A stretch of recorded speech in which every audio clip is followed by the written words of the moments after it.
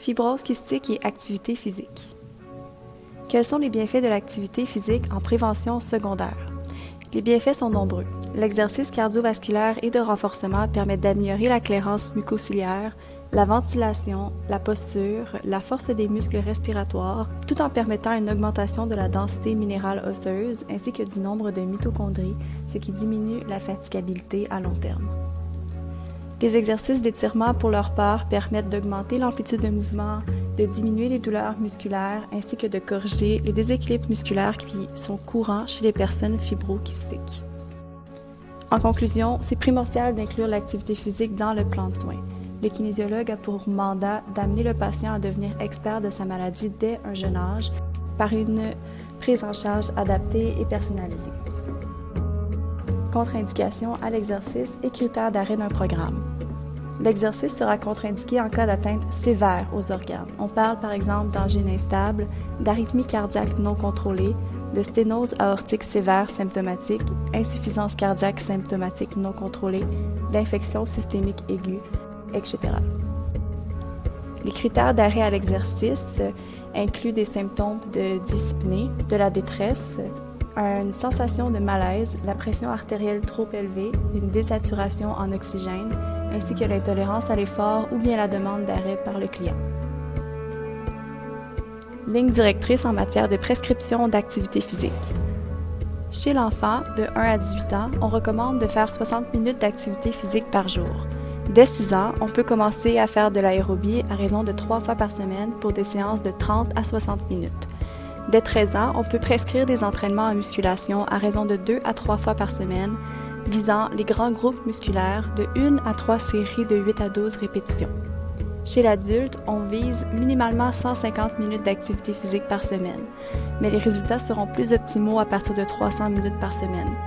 Les prescriptions d'exercices cardiovasculaires et de renforcement restent les mêmes que chez les adolescents. Pour l'intensité en entraînement aérobie, on suggère une intensité de 60 à 80% de la FC de pointe ou encore à 70% de la FC max prédite. Pour le type, c'est très important de varier les activités afin de préserver la motivation du client. Les entraînements par intervalle peuvent être intéressants puisqu'ils permettent d'améliorer la fonction pulmonaire tout en diminuant l'ennui. C'est important de considérer les préférences et intérêts du patient dans la prise en charge pour assurer l'adhésion à long terme de l'activité physique. Traitement pharmacologique et impact sur la pratique d'activité physique. D'abord, nous avons les antibiotiques qui permettent de prévenir ou d'éliminer les infections respiratoires bactériennes. Cela permet un ralentissement de la progression des dommages aux poumons. Les médicaments inhalés se divisent en 2 classes. Les mucolytiques permettent de liquéfier les sécrétions respiratoires. Les bronchodilatateurs permettent d'élargir les voies aériennes, facilitant ainsi l'évacuation du mucus. Les personnes fibrokystiques ont une mauvaise absorption des vitamines liposolubles. L'alimentation à elle seule n'est pas suffisante pour combler les besoins. Elles doivent donc se supplémenter en vitamines A, D, E et K. Elles ont également une mauvaise sécrétion des enzymes digestives par le pancréas. Cela nuit à l'absorption des macronutriments par l'organisme. Ces personnes doivent se supplémenter en enzymes digestives. Tous ces médicaments n'ont pas d'impact significatif important sur la pratique d'activité physique. Elles peuvent même améliorer la fonction pulmonaire et ainsi favoriser de meilleures performances sportives. Précautions particulières lors de la prescription d'activité physique. D'abord, c'est important de consulter un diététiste afin d'assurer un apport alimentaire adéquat qui favorisera la capacité oxydative des muscles par la prise de masse maigre et l'augmentation du nombre de mitochondries. Chez cette population, la dépense énergétique est de 5 à 25% plus élevée au repos, ce qui limite la tolérance à l'exercice.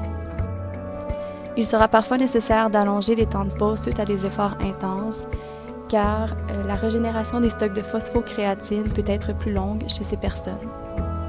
Dans les entraînements intenses ou dans un environnement chaud et humide, c'est important de boire beaucoup d'eau et de veiller au remplacement électrolytique, car il peut y avoir des risques de déshydratation hyponatrémique.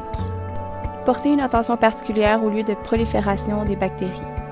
Il est important de bien nettoyer les tapis de yoga et machines d'exercice avant leur utilisation. Enfin, il faut éviter les contacts entre 2 personnes fibrokystiques. Faites attention lors des cours de groupe de bien connaître votre clientèle. Merci pour votre écoute.